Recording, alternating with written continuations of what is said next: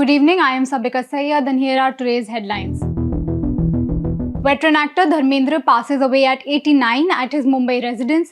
Condolences pour in. Prime Minister Narendra Modi says his death marks the end of an era in Indian cinema. HAL issues a statement on Tejas crash at Dubai Air Show, says it was an isolated occurrence caused by exceptional circumstances.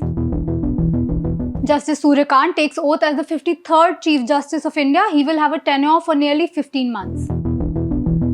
Tamil Nadu Deputy Chief Minister Udayanithi Stalin's comment describing Sanskrit as a dead language stirs a controversy. BJP says it crosses all limits of decency. Congress distances itself from the remark. Now, West Bengal Chief Minister Mamata Banerjee has written to the Chief Election Commissioner Gyanesh Kumar on Monday, raising concerns over ECI's proposal to set up polling stations within private residential complexes.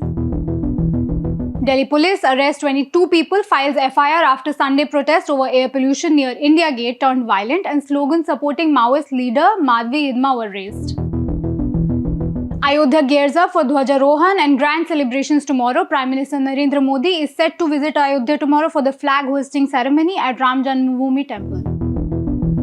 Army Chief General Upendra Dwivedi says synergy is the strength of India's armed forces, and Operation Sindoor is an apt example of this as Indian Navy commissions INS Mahe, its first anti-submarine warfare shallow watercraft.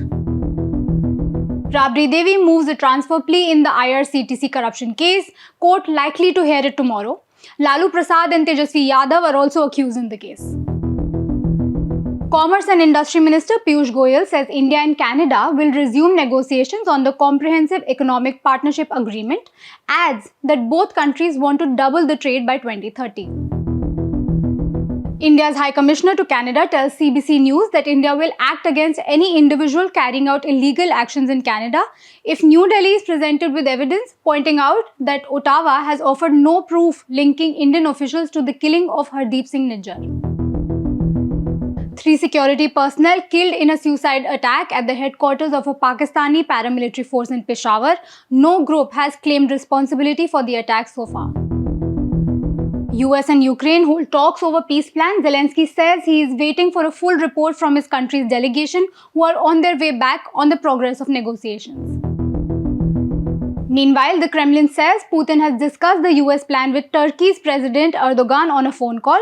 Statement from Kremlin adds that Putin has reaffirmed its commitment to a political and diplomatic settlement to the conflict.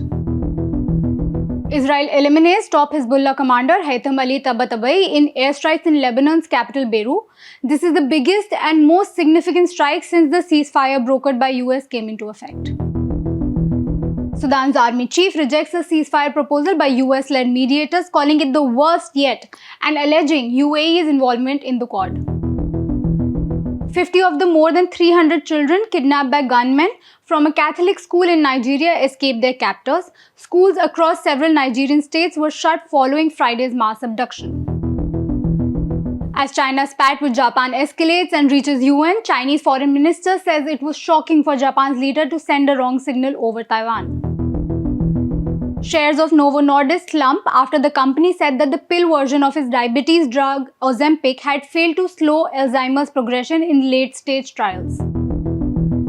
Jamaican reggae legend Jimmy Cliff, who was also an actor, dies at the age of 81. He was awarded the country's Order of Merit in October 2023 for his contribution to Jamaican music and culture.